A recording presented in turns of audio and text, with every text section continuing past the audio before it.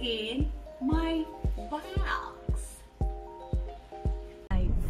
Lights, camera, action!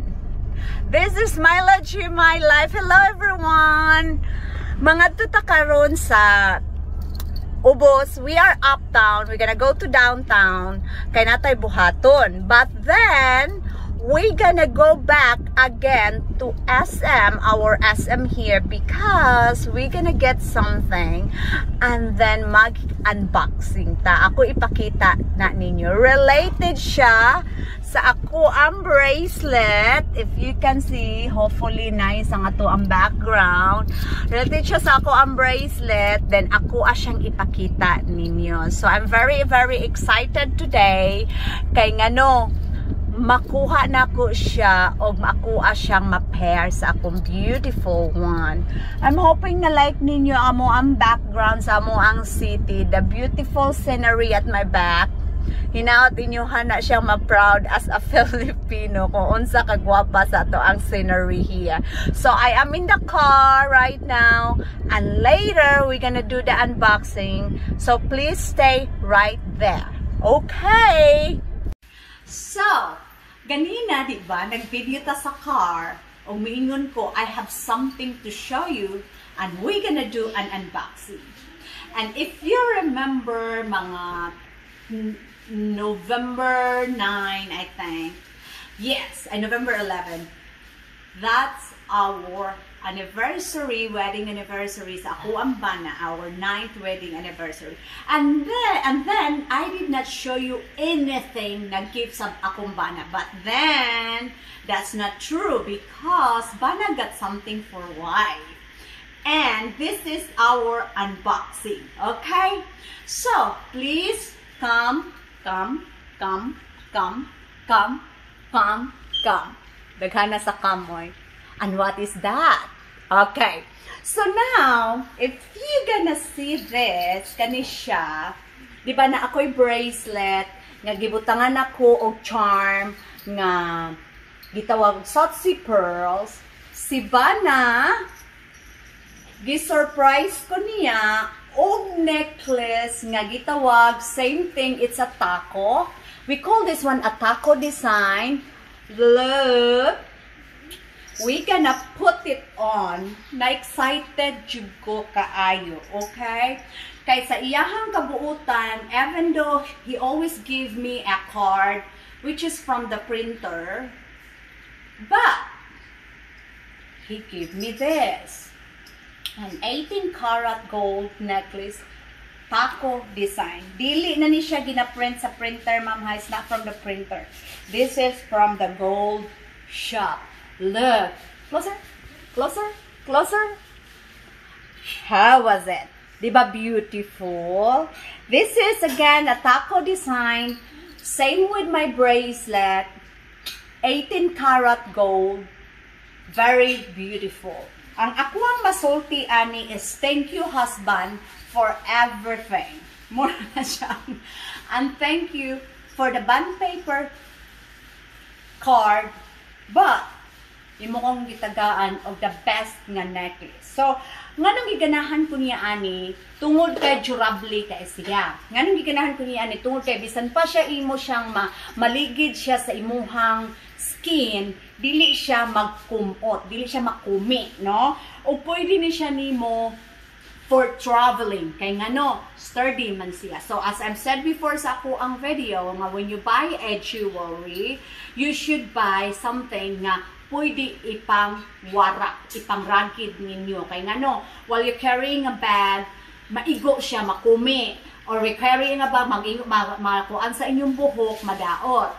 So, dili na lang nako ingnon pila ni siya, but medyo good price. It's because kay heavy man siya according sa kumbana nga good price daw kuno iyahang palit ani. So, mga friends, again, I'm wearing my Sotsi pearls and then pearls nga ring with my charm nga bracelet. Bana said if I like to do something like this, pabutangan daw kuno pod og pearls. Then we will see kung unsay looks amo siya siyang studyhan, kung di ba siya mo laylay, di ba siya marag mo kay kung butangan nimo dire tan-aw nato ang form sa iyahang kuan, sa iyahang look, sa iyahang necklace, kung angayan ba siya. Okay? But I'm here to share it with you, my new unboxing jewelry. I'm so happy that I have a set now. And hopefully nga kamo diha tanan nag-enjoy pud mo. Or if you wanna buy something like this, then go for it, because this design, the taco design, is the best design for necklaces, for bracelet. Okay?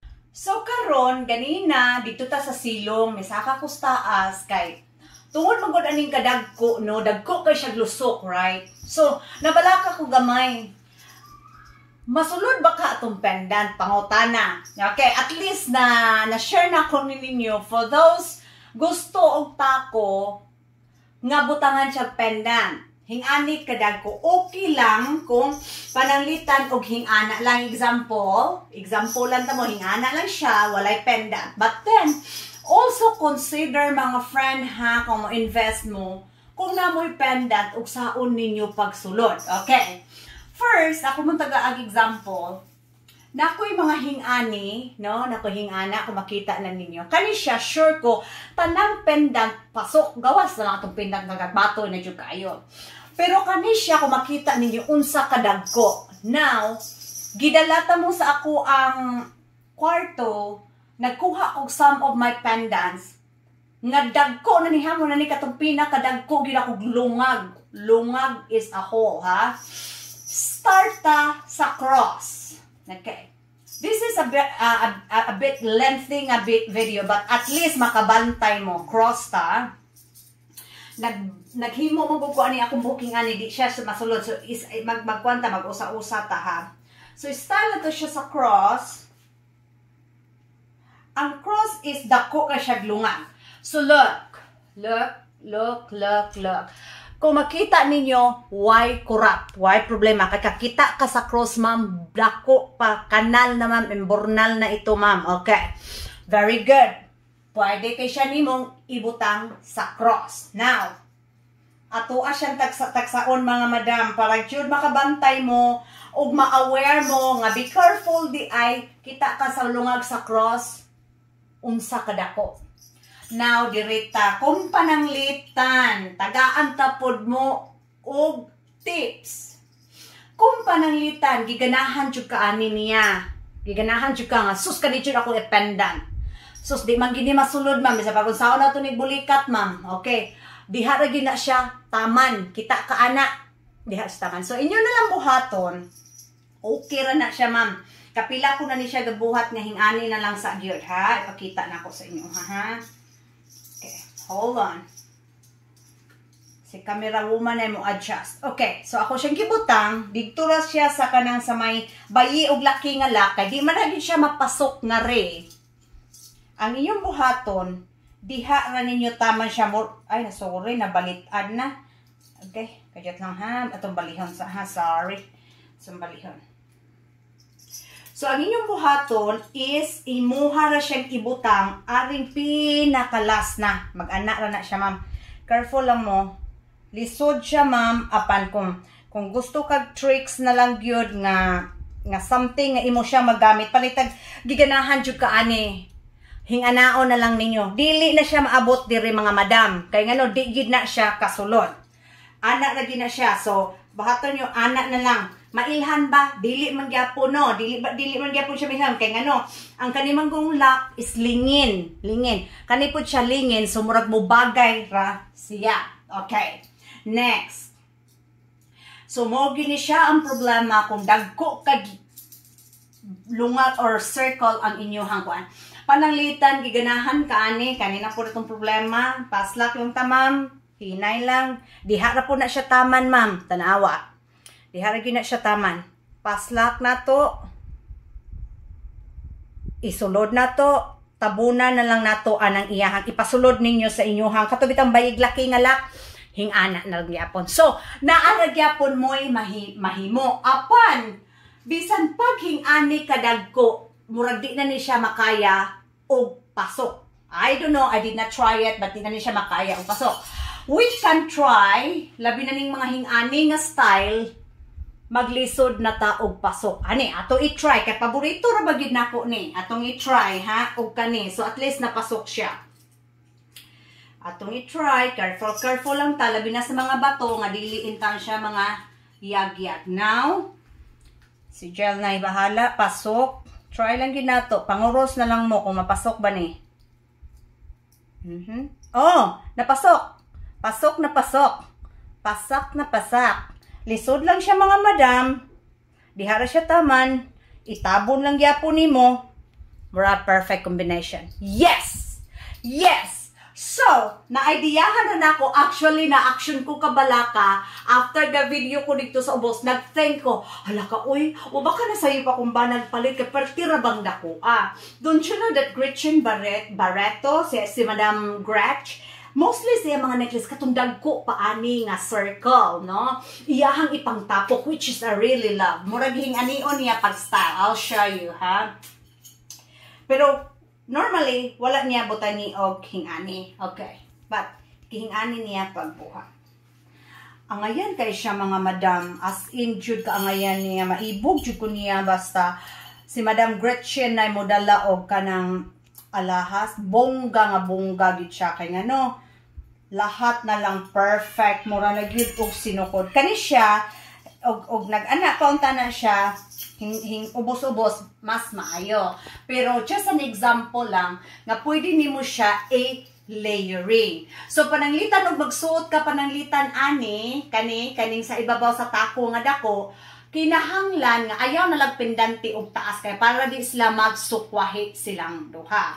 Okay, so I think nasulbad nako ang problema a while ago kay while walking in the kanang sa among steps nahuna jud ko unsaon ako ni kung katong mga paborito na kong example, I wanna go other country or wherever na I party, gusto ko hingani niya. Dili man maigo, digid siya kaabot dire. So muna akong tips ninyo na diha na lang sa ihang bayig laki nga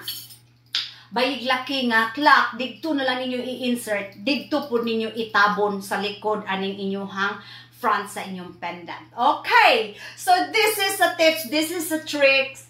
And I'm happy that I still can use this one for pendant, with pendant or without pendant. Okay? I'm hoping na na-enjoy mo guys akong mga gipangpakita ninyo o sa ako ang mga tips ninyo karong adlaw. This is Myla G My Life. Please watch, subscribe, and click share para makita sa uban. Do not forget to subscribe. Till next time, guys, and God bless. Be safe. Bye-bye.